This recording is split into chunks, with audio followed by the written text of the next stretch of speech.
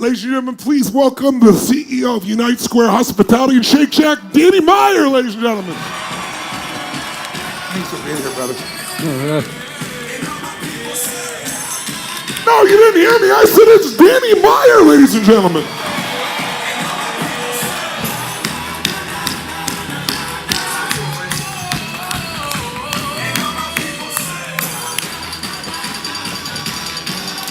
Oh, yes. Have a seat. Hey, Danny. Danny, thanks for joining us. Oh, what a pleasure. What a great crowd. What an amazing crowd. I've been soaking up this energy, and it's just like, Well, you got some energy. I mean, the number, 50 restaurants do you have, different chains now? Is that correct? one chain called Shake Shack, but everything else is a restaurant, yeah. Yeah, it's wild. And, you know, the way you've differentiated to have the kind of impact you have across all these different restaurants blows us away. And you're doing things, as you said, about what people feel. But maybe tell us where that feeling comes from, you to want to serve like that. I know you're from St. Louis, Missouri originally. How was the way you were raised? Anybody from St. Louis out there? All right. How was the way you were raised? How did that affect your philosophy of food and restaurants? I'm curious to start with. Well, I think it affected me in so many ways. The first thing is I love food, and I love stuff that you put in the glass, too, of almost every stripe. And growing up in St. Louis, honestly, during my era, the food was okay, but it was really the way the restaurants made you feel that made me love going out to restaurants. I love the fact that this restaurant, when I was a kid, I was a nobody. It's like, seat that kid under the cuckoo clock because he's always happy there, yeah. Right? And this other restaurant, I always remember my dad's favorite dish and my mom's birthday, and that stuff really stuck with me. And then when I moved to New York, when I was in my early 20s, the food was amazing in New York, but they treated you really poorly. And it was kind of like this era right after the Red Velvet Rope nightclub era, yeah. where the most popular restaurants were the ones that treated you the worst. And I didn't understand that. And I kind of just said, why not bring what I loved from growing up back home? Yeah. Whoever wrote the rule that great food isn't going to taste better just because you're being treated nicely? Yes. What was the first breakthrough for you? You started 27 years old, so you started kind of with this philosophy. I know I read somewhere you said people are wearing a T-shirt that says, show me I'm important. I'm paraphrasing. But tell me about philosophy and how it went into your first restaurant before it expanded. Well before I got into the restaurant business, when I was 20, when my dad had a travel business where he was selling group tours throughout Europe. And my brother, sister, and I, when we each turned 20, got to pick a country. I picked Rome, which is a country. Actually, and I was the guy that would go pick up a cranky group of Americans at the Rome airport at 8 in the morning. They hadn't slept all night. Put them on the bus, get on the microphone and say, you're not allowed to drink this water. Be careful about not getting your pocket picked, etc. And I had this crazy reason that I was going to take the crankiest person on day one and turn them into the happiest person by day 5. Love it. And the more I did that, I kept getting tips, and I kind of liked it. I kind of liked taking something that made me feel good, yeah. that made other people feel good, and making money from it. And how did you do that? How did you take the person who was most cranky and turn him into one of the happiest ones over those couple of Well, I think the same way that you were just saying is that everyone truly is walking around with this sign, this invisible sign around their neck that says, make me feel important. But the thing is, it's invisible, so you can't see quite how brightly lit it is, and you can't see the font size. But the biggest thing I learned how to do was to read the subtitle, because every one of those signs has a subtitle that starts with the word "by." So make me feel important by leaving me the hell alone. Make me feel important by letting me tell you everything I know. Make me feel important by just listening to me. And I feel like that it's an amazing gift in business. Yes. To be able to understand that you know, we've got this expression, the golden rule. I used to think that's what I did, do unto others as you would have others do unto you. But I think in all these years I've learned that there is a golden rule of hospitality, which is do unto others as you believe they would want done unto them. Yes. And you've got to be able to read their sign, because not everybody wants it the same way. You remind me, I was talking with a gentleman who started MTV, and at one point he took over Six Flags Magic Mountain, and he told me that he did this initial lecture where he told everybody in the company, he said, we're going to compete with Disney. And people were like, we're not going to compete with Disney. This guy's insane. And he said, but Disney has a rule. You get within 5 feet, you must make eye contact. When you get within 3 feet, you say one of these 3 or 4 things. You must treat them well. He goes, I want you to treat people like their family. And he said one day he was out, and this woman had a young child, 4 or 5 years old, and he took his ice cream and slammed it on the concrete and threw it everywhere, splattered everywhere. And the janitor came over and started screaming at the kid and the mother. And he immediately stepped in, separated them out. I was trying to figure out what the hell they're doing. He turned and said, I thought we said we're going to treat people like family. So that's what I would do if my family did like this. So your point's well taken. It's not how we want to be treated. It's how they want to be treated. You know, you have this term that you call enlightened hospitality. And it's really kind of the core of what you do with fine casual dining. I think it's the language I read that you utilize. Tell us a little bit about what is that? What is enlightened hospitality, and how do you really deliver it when you scale a business? Yeah, it's easy to do when you're doing one. Tony, right? that's probably the biggest challenge that makes me excited to come to work every single day. First of all, what is hospitality? Hospitality, it's not just what you get for Thanksgiving or whatever holiday from your grandmother. Yeah. How many of you out here are in the hospitality business? Raise your hand. Wow, quite a few. I totally disagree. Everyone, you should be raising your hand. Do it right now. Every single one of us is in the hospitality business because there's this thing we do, but that only gets you to the 49-yard line. Whatever your card says you do gets you to the 49-yard line. You want to get all 100 yards. The 51 extra yards come from how you make people feel while you're doing that incredible thing you do. That's hospitality. And I think that we are all so focused on performance, which is great. I don't want to tell you performance isn't crucial. If you don't perform beautifully, you're just nowhere. You're not even at the starting gate. Yeah. But there are so many companies that can now do what you do Yes. because the word gets out, they can copy it. Exactly right. What does that leave you with? That leaves you with hospitality. How did you make all of your stakeholders feel? Now, who are your stakeholders? And this is what enlightened hospitality means. Every single one of us has the exact same 5 stakeholders, but each one of us also gets to pick in which order are we going to prioritize them. And all my life growing up, from my family in St. Louis, I heard customers always right, customers always first. And that got me kind of far. Then I took one economics class in college, and we were studying this guy, Milton Friedman from the University of Chicago, who said, nope, the investor is always first, because if you make every decision on behalf of the investor, everything works out. And I'm, just completely conflicted in my brain, because what I realized we were doing, when I sat down to write Setting the Table, I said, we've screwed this up. We actually put the customer second. Of all of the 5 stakeholders, we put our team first, our customers second, our community third, our suppliers fourth, and our investors fifth. And we did that not because we didn't want to have really happy customers and not because we didn't want to make our investors a lot of money. We actually are selfish, and we think that if you start a virtuous cycle where one good thing keeps leading to something even better, well, of course you're going to not put your investors first. Yes. Because that'll be the smallest thing at that point. Yes. And what we learned is that our guests in all of our restaurants are never any happier coming to dine with us than our staff members are going to work. And so that's where it had to start.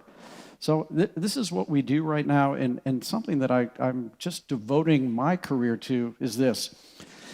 Whether or not you eat at McDonald's, I think you would have to acknowledge that there's probably never been a food business that has better scaled systems for how to do the thing you do. You can get a box of French fries anywhere in the world, and it's going to taste the same. And I think that's been a remarkable achievement of its own. And I think the thing that I want to devote our purpose to is, can you scale a feeling? Can you scale hospitality? Can you make it so that while that burger or that rack of barbecued ribs or whatever, or the black truffle in the chicken, whatever it is you're eating, that has to taste consistently good. But how can you now say, and while you're eating it, you're going to feel treated consistently well? Yes. And that's the thing that I'm devoted to. Tell me 2 things, if you would. One is, I know you have a hiring philosophy where I think you call it the 51%, if I'm not confusing it, where you're putting those human skills first, that intellectual, emotional fitness and psychological fitness ahead. How do you pick those people? How do you know? And then secondly, how do you nurture your employees so that that scale actually occurs? There's one thing to have the intention, but when you have, what now, 900, how many employees do you have just at Shake Shack? You have 2,000 just we have at 2,500 out before Shake Shack. Shake Shack's probably got over 4,000 at this point. And that's the key thing, and you're asking the right question, because you get feeling from people. You don't get feeling from things. Yes. And so we were able to identify 6 emotional skills that are always present at a very, very high level in someone who's got what we call having a high HQ. People who are going to really fulfill that last 51% for you. Yes. And a high HQ, hospitality quotient, if you've got a high HQ, you're probably somebody who is happier yourself when you make someone else feel better. Yours, you guys like to hug around here, right? Well, hugging is probably the biggest expression of hospitality. The only way to get a hug is to give one first, unless you're dealing with a tree or something. It doesn't work that way. So we have found that the 6 emotional skills that are always present at a high level are kindness and optimism. I get a 2 for on that one. Mm-hmm. Skeptics and cynics don't tend to really care that much about how they make people feel. Number 2, intellectual curiosities. Number 3, work ethic. Number 4, empathy. That shouldn't come as a surprise. Number 5, self-awareness, knowing what your own personal weather report is on any given day, because hospitality is a team sport, and you will infect your team one way or the other.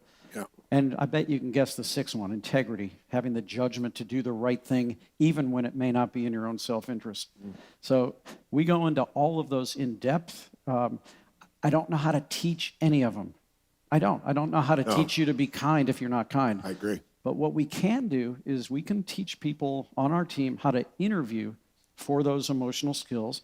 And we can also teach our leaders how to celebrate those emotional skills. How many of you have had a job where the thing you got bonused on was something that could be measured?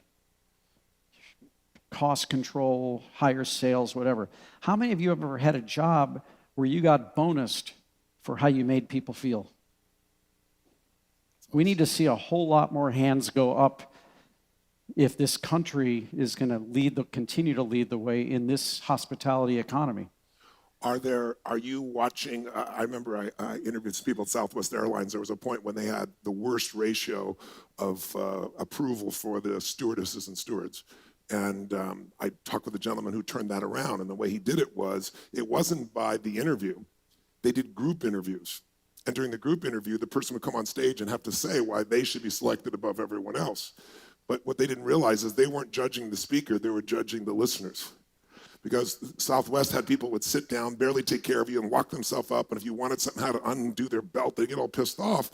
And they're watching the people, they're cheering for the person they're competing with. How do you find these qualities? Is it behavioral that you're noticing?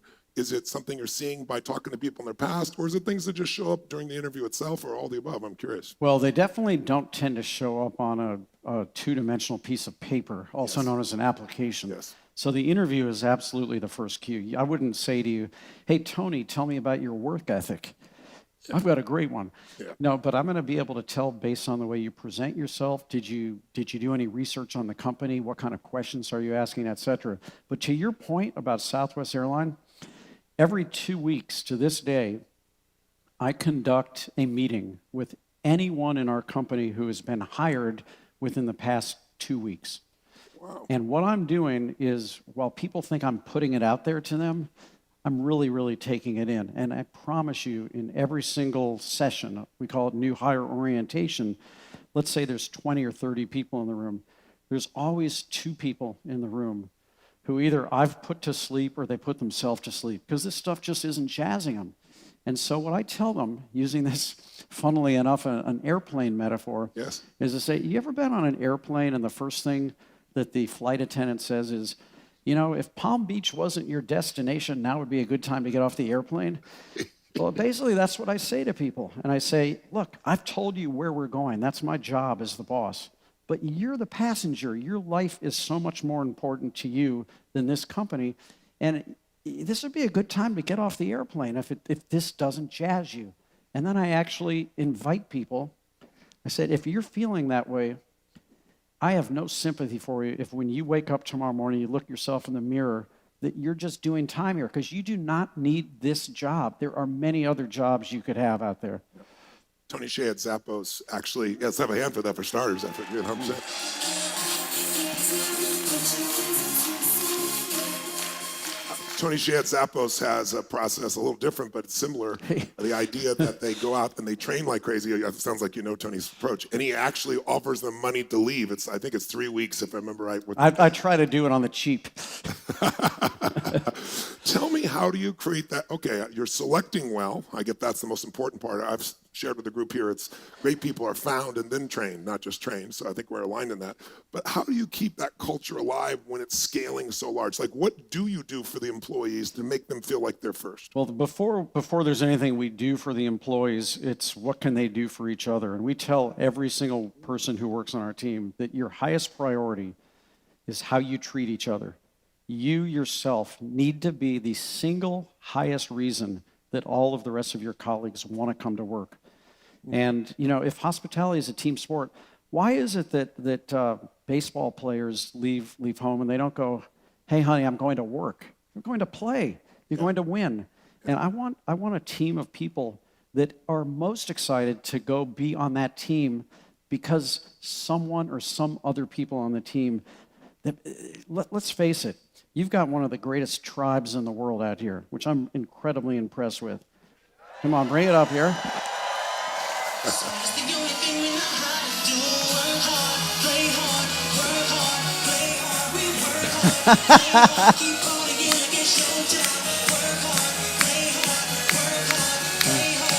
Whoa! 67 countries, 3 languages. Whoa! Translated. I like pushing that button. That was fun. That was a fun. But what I was going to say is that of all of the tribes in our lives, whether it's your tribe or whether it's your family, work is pretty high up there. Where you go to work is one of your tribes. And I'd say the biggest thing that any tribe has is a common language. Yes. And I think that words are the most powerful mortar between the bricks of any culture whatsoever. So in addition to saying it's not Danny's job to make you happy, I can't.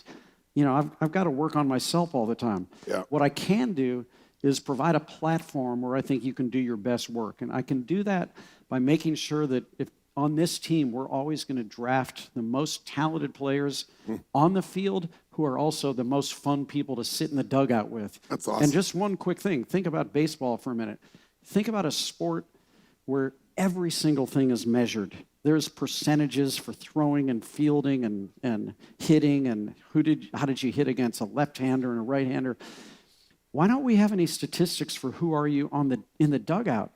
Half of a 9-inning game is spent sitting with your team, and you are actually actively motivating everybody even when you're not on the field. And that's something that I really think this 51% is about. And how do you inspect that? How do you support that organizationally? You just have strong enough leaders at each location? Do you personally inspect it? Is there a team that goes through? Everybody's held accountable for family values. And I think all of us grew up with family values. We all grew up with a family culture. I always kind of laugh when I hear someone say, we got to work on having a culture around here. You have a culture whether you work at it or not. Yeah. The question is it intentional? And is it uplifting? So a culture is just a fancy word for how we do things around here. And so the way that we really, really watch, we actually pulse our staff from time to time and give them the opportunity to say, how does it feel to work here right now? And we listen. And sometimes you hear the same themes that you've been hearing for 15 years. That's on me when that happens. Sometimes you'll find that one restaurant is in a really, really good morale swing and another one is kind of floundering a little bit. So in the same way that we take the temperature every single day and we look at the temperature tomorrow and decide what we're going to wear, you got to do that with how things are feeling around your business as well. And when you're dealing with those soft skills, how do you intervene when it's not where you want it to be? I think you hold people accountable to the family values. Now, what is a family value and what is a culture? None of it is a way to tame the ocean of its waves. The waves are going to keep coming, but when you have a mirror, so for example, our family values are excellence, doing the thing you do as well as you can possibly do it, and figuring out how to do it even better tomorrow, honoring the work you did yesterday because you're a human being. Number 2, hospitality. That was a big surprise. Doing the thing you do in a way that makes other people feel better. 3rd, entrepreneurial spirit, coming up with a fresh way of looking at processes that the rest of us only wish we had thought of first.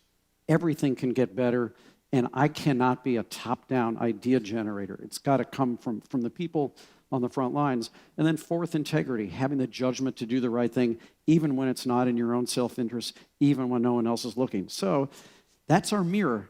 And if something doesn't feel right about someone's behavior, it's almost inevitable that we're going to be able to say, you know that thing about excellence?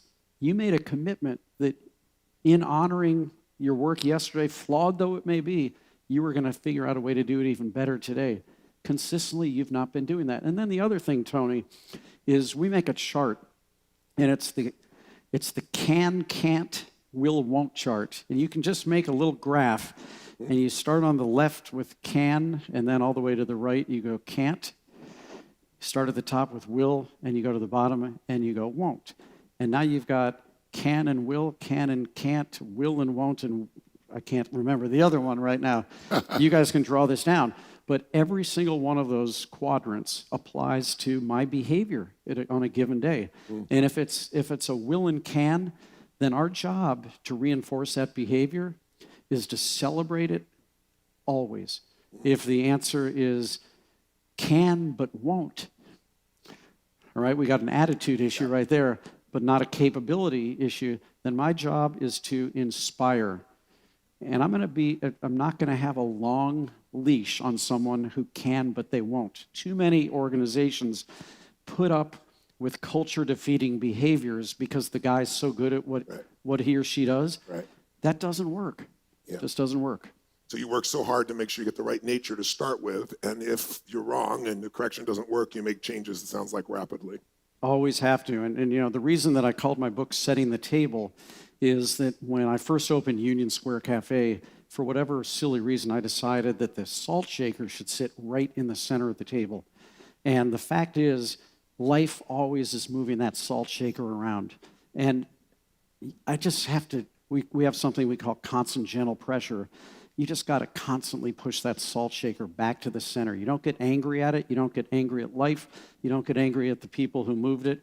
You just push it right back. And I just don't think that there's a greater center of the table than culture, because it gets off and you're in trouble. That's beautiful. But I love Can it. I just share one thing? React. You stay centered about it because it's going to be part of the process. Anytime you build something, entropy begins. But you move it, you don't get upset about it, but you keep it back in the center of the table. What were you about to say? I was going to say, I heard this great quote from the athletic director at UCLA, and they've got a Hall of Fame. Anyone from UCLA? Of course you are. So you guys have an athletic Hall of Fame at UCLA because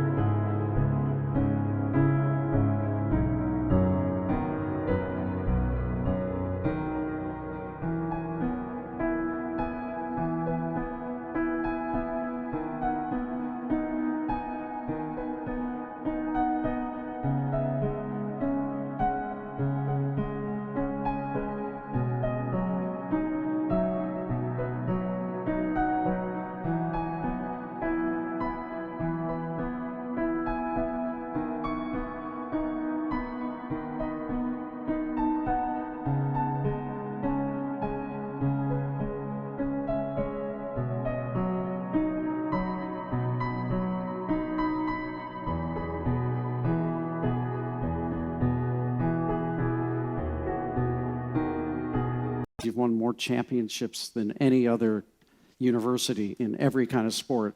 And someone asked the athletic director, so what do you attribute to? And guess what? He said, culture. And he said, culture is just like a baby. You got to watch it 24/7. You got to change it No, you got to feed it at least 7 times a day. And when it makes a mess, you better clean it up immediately. That's great. I thought that was great. Let's have a hand for that. That's awesome. Really good. I was reading the book Culture Code. I think it's Daniel Coyle, if I remember right. And you were written up in there, and you talked about your vulnerability as one of the principles there, that you acknowledge when it's not working immediately, that it's no bullshit, it's truth, but you also don't tolerate keeping it that way. Tell us a little about your leadership philosophy. You kind of are by telling us about your culture, but what makes a great leader in any of your organizations, and how do you inspire those qualities or find those qualities? I think a great leader, first and foremost, has to express what success looks like. Where are we going, and what does success look like, and how are you supposed to behave while you're getting there, and consistently shine your light. I kind of look at it like the Statue of Liberty with the beacon.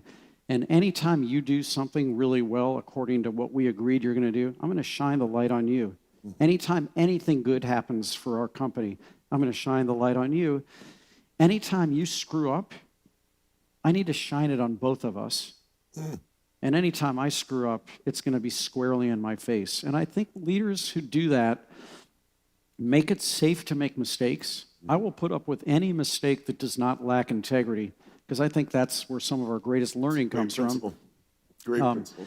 But I also think that you got to use your leader fire in many ways. So one is a way to light the way for others. One is the way to shine the light on you. But another way to do it is you got to have fire in the belly. Do you guys think you understand that here? I think you understand what fire in the belly is like here. And sometimes leaders can, what you have right here is a bonfire, and that's where we all have something in common. You've got to look for those common celebrations. But sometimes there's even time for a campfire. And what a campfire is, there's only 4 or 5 of us. There's not 4,000 of us. A leader sometimes needs to take 3 or 4 people and have a campfire where you get a little bit more intimate. Yes. What the leader's doing at that point, though, is taking the fire out of your belly, trusting that by putting it here where we don't have a power differential, it can bring us all together. If you do that too often, though, other people on the team are going to get jealous that they were not invited with their marshmallows. And when you're sleeping in the tent, they could put out your fire. So you got to use that campfire. And of course, sometimes you use your fire to warm somebody who needs it. Yep. And sometimes you got to use your campfire to singe somebody because they betrayed your principles. And I would say that... How long do you tolerate a betrayal of principles? Well, I was going to say, if I have the one part of my own leadership that I would criticize the most, and like everybody else, you take your greatest strength too far and it becomes a weakness, is my patience is probably, the wick on my candle is sometimes a little bit too long. And that's why I created that will, won't, can, can't, because I wanted to give myself and our team a better sense of what we agree the time frame will be for somebody who can't do it, or who won't do it. Skill issue or won't do it. And I'll always try to move. If someone is willing and they've got a great HQ, but they're not a great right fielder, I'll try them at third base. You just never know. Yeah, and training sometimes can solve that if they have that psychology and emotion there. Tell me, Shake Shack, you took some time. In fact, one of your books, I think it was one of your books, I read somewhere you said, slow down was the secret to success. And I think it was 10 years, if I remember right, after your first restaurant before you opened. Shake Shack, I think it was 5 years, if I remember correctly. Is that right? Before you opened another Shake Shack? Right. Tell us what you mean by go slow to succeed, and why did you take so long in these situations? Well, there's really 2 reasons. I do believe that one of the things we're all confronting right now is that everything is moving so fast. We all multitask. We're all like going from app to app and phone call to phone call. That I think we've lost some of the art of growing where you're planted. And I think when you grow where you're planted, you get to set your roots. And when you set your roots, you get more nutrients. And I think the fruit tastes a whole lot better. Grapevines know that. And so that was one reason. I really, Shake Shack was an accident. It was never meant to be a big public company. Amplify that, because most people don't realize it started in the park, as I understand it, as like a hot dog cart. Yeah, it was a hot dog cart, and we did that because we brought an artist to Madison Square Park to beautify the park and make it safe to come there. And this artist from Thailand said, along with my 4 taxi cabs on stilts, I want there to be a working hot dog cart. And we said, well, we'll be glad to do it. I wanted to test out the theory of hospitality. Was hospitality just for fancy restaurants, or could you do it with a hot dog cart? So we picked Chicago-style hot dogs because they've got 8 toppings, and I wanted to see if our team could say, oh, that's the guy that likes everything except neon relish. Nobody should like neon relish. That's the person who likes everything except pickles and mustard. And lo and behold, we'd have 100 people waiting in the line. Wow. And so we did it. 9/11 happened. The city was obviously depressed. And in 2002, the second summer, the art was gone, but the community said, please bring back the hot dog cart. They did the same thing in 2003. By 2004, we said, what about creating this as a permanent kiosk? So we gifted this kiosk to Madison Square Park philanthropically, and we said, we'll own the business. You be the landlord, and if this thing works, we'll bring people to the park to keep it safe. The rent will go back into the park. And wouldn't you know it, this little thing called Shake Shack, lines and lines and lines of people. This day, which is now, Shake Shack will be 15 years old this year. Madison Square Park, we got a public company out of it. Madison Square Park gets just about $1 million in rent just from that one shack. Awesome. That's incredible. Let's have a hand for that. That's incredible.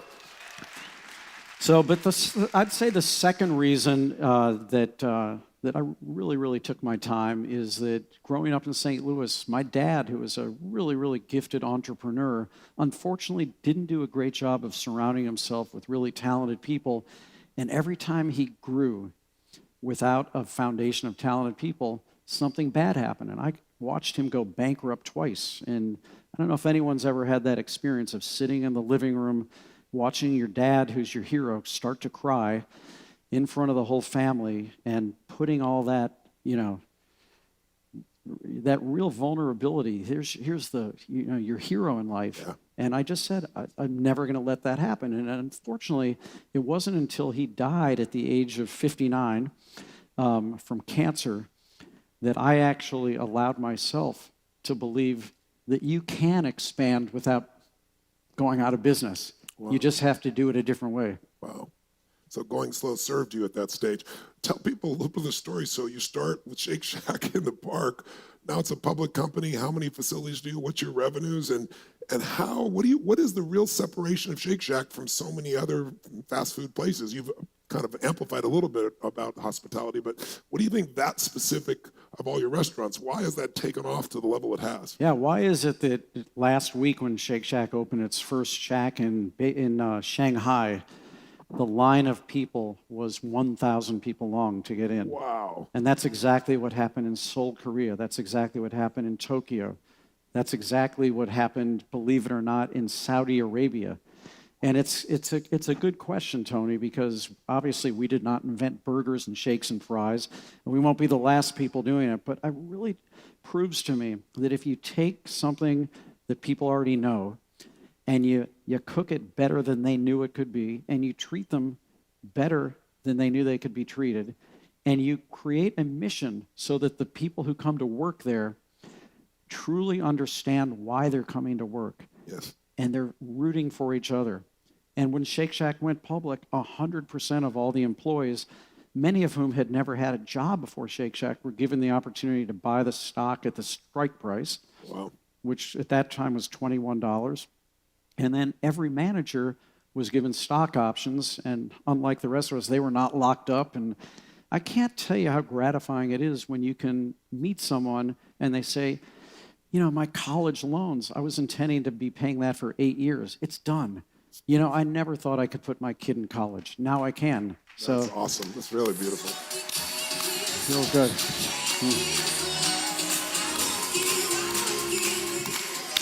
I saw you kind of look at yourself, the language I read somewhere is that you look at yourself as kind of the executive producer of these restaurants. Tell us what that means. Well, you do your homework. This is good. Well, what that means is this, and as each one of us, as we grow our business, has to understand that the license to grow is letting go. It's truly finding people at every step of the way. As you grow, you are, by definition, even you're taking on things you've never done before. Not a doubt. Your company was not this big a year ago as it is today. Correct. So by definition, it's a different set of challenges for you. And so each time we grow, my license to get there is to make sure to go over my lawn, manicure my lawn. That's what I call it. And what that means is take inventory of every single thing that I do all day and ask myself, of all the things I do today, what are those things that someone else could do at least as well or better than I could? And I've got to give them the chance to do that. And then constantly say, and what are those things that only I can do in that way? And the good news is that list is getting smaller and smaller and smaller. And that's why, unlike my first restaurant when I was 27, where I was the screenwriter and the stage director and the best actor and the director, now I'm the executive producer. And what that means to me is I'm responsible for picking the things we do and don't do. I'm responsible for picking the key talent, right? I'm not going to give up picking the chefs of our restaurant and the general managers of the restaurant and the architects and obviously the concepts of our restaurant and sometimes even the art on the walls. But I gotta stand back and I've got to let other people grow. And for me, that's the fun of what I do right now. And then we talked about that on the first day here, because most people become the artist. They become the operator. They're not the owner. And he just gave you a beautiful set of steps. I hope you heard that. The simple questions you can ask so that you can begin to scale more impact by seeing who can you replace yourself with. It's really simple, really elegant. Danny, what would you want to tell a brand new entrepreneur who's just getting in any business, not necessarily hospitality? What were the 2 or 3 things that you think are most important for any business to succeed? I think you got to love the topic. I think what all entrepreneurs have in common is that there's this idea that solves a problem for people, and it makes them feel so happy that they just cannot wait to share that with other people. You just have to. And you cannot see failure as a possibility. As a matter of fact, I believe all entrepreneurs are up-sided, right? We only see up. We don't see down. We don't know what could go wrong. As a matter of fact, it's going to be a key skill set to surround yourself with somebody who could see what could go wrong without being your editor while you're dreaming your great dream. That's a really, really important thing. I also think it's critically important now that you've got this topic that you love that's going to solve other people's problem, is that you say, nothing makes me happier than watching what my product does for people. I'm the weird guy. If you ever go to Citi Field where the Mets play, where we've got 4 different ways you can eat, they're all out in center field where no one ever used to go. Now people come to Citi Field early just for the purpose of eating. I'm the weird guy wearing the hat and the glasses, lurking around watching people eating our food. And I just love how happy it makes them. Just makes me feel great. And then the third thing I'd say, besides you should take pleasure in what your product does for other people, is you just gotta be willing to work, because we're in a day and age where the second you do have a good idea, the whole world knows it. Someone's going to tweet about it, Instagram it. By the way, my being here today, wait till you see what it does for your social following. What will do it? No, just kidding. He didn't even hear it. I didn't understand. You said you're what? I said my being here today is going to up your social I'm following. sure it will. Well. No, what I was going to say is there's no substitute for hard work and execution. You guys have been saying that for the entire 5 days here, but the minute the word gets out that you're so good at what you do, someone will copy you. Everyone in the world is now walking around with their pocket plagiarizer, takes pictures of things within 2 seconds. If I taste a great dish somewhere, it's going to be on my chef's desk in 2 seconds. If I see a great flower display, it's going to be on the florist's desk in 2 seconds. Right? So I gotta keep working, and I've got to keep getting those first 49 yards. But, ladies and gentlemen, you cannot win with a 51-point hospitality win, but you can't win with 49 either. And so we're constantly trying to win on both of those fronts. And if you keep it, it's not just working, it's the way you work is you're constantly innovating. So if it's not doing the same thing over and over again, because it's like if somebody's coming and they're copying you, when they get to where you are, they'll be where you were if you keep growing. And that's really what you've done. Exactly what will happen. So we cannot stop innovating, but we have to realize that the shelf life of innovation has gone from 3 years to about 3 minutes. Yeah, that's very so true. Let's have 3 questions for Diane. Who's got a question? How about over there in the red? Yes, sir. Give him a hand. Give him a hand, ladies and gentlemen.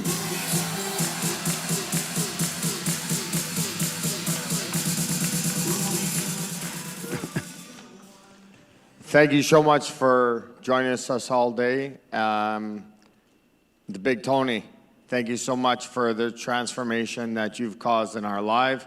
Being a big brother, being a father, being an uncle, being in all those places for us that have been down spiritually, personally, emotionally, and monetarily.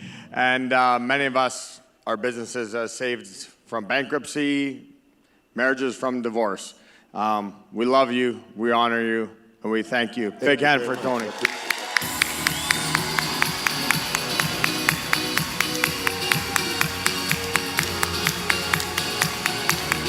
Thank you. How about you? Thank you. You did it, but I'm glad I got to help a little bit. But everybody here, you did it. I don't ever have the delusion I did it, so don't you have that delusion either. But thank you. I appreciate the acknowledgement. And I knew you were going to say that. Now for the question. Sorry about that derailment there. For many years in business that you've been, it seems like every next level that we get to, all these challenges are over. I'm pretty good. It's like things are going good. There's nothing I can take. And bang, something comes from the back that you didn't expect, that maybe the city gives some new tax, or there's thwarted intention all over the place. And then you get to a point saying, well, I realize it'll never end. There'll be something else that will be there, and you'll have to get over that. But then there's that little feeling inside yourself that you're really pissed off, and you got to get past that. You must have had so many of those feelings, but it comes to a time, and I just want to know from experience, when something that big happens to derail, let's say they close the public company, and I was, okay, what am I going to do now? What is the initial feeling you get, and how do you move past that? And how fast can you move past that? Two ways I'd answer the question. Number one is we do not have enough. I'm going to use my surfing metaphor again. I want to be a championship surfer. I have to be the guy that chooses to get in the water. I need waves, or I may as well be in a bathtub. The only way to distinguish myself as being a championship surfer is that while everybody else is getting knocked off their surfboard by a tough wave, I'm doing the Tony Robbins thing. I'm showing you how it's done. So as long as those challenges are meted out in a universal way, I'll go toe-to-toe with any other business. Was I happy when I learned that the New York City Department of Health was going to be putting letter grades on the windows of every restaurant? Of course I wasn't happy. But you know what? If everybody's got to do it, we'll win. But there's one other way I look at it. Whoever wrote the rule that we can't get out ahead of some of these things and actually lead the entire industry? 1990, the year after my dad died, or the year he died, I got so pissed off at walking home from work smelling like an ashtray from our guests, or being in between a fight for the last person in no smoking and the first person in smoking, Yes. that I just said, we're eliminating smoking in our restaurants. 12 years later, it became law in New York City. Amen, During those brother. 12 years, but I just want to say, during those 12 years, consistently, the Restaurant Association said, if this is ever law, no one will ever go to restaurants anymore. No one will ever go to bars anymore. Everyone will start going to New Jersey where you can still smoke. Guess what? It didn't happen. All right, here's another one. I didn't wait for there to be a no smoking ban. We also didn't wait for there to be any kind of legislation with respect to tipping in restaurants. We eliminated tipping starting in 2015. And I believe as of this week, 100% of our restaurants are no tipping. And I could spend all day, which we don't have, explaining why I think tipping actually holds people back in their careers, and it makes it hard for career growth. But we didn't wait for that to be a general industry trend. We said, this is important to us, and this is why we're going to do it. So, the bad stuff happens, whether it's weather. Do I like snowstorms in New York? No, I'm the Grinch that stole snow. I hate it because it screws up our business. Do I like recessions? I don't think so.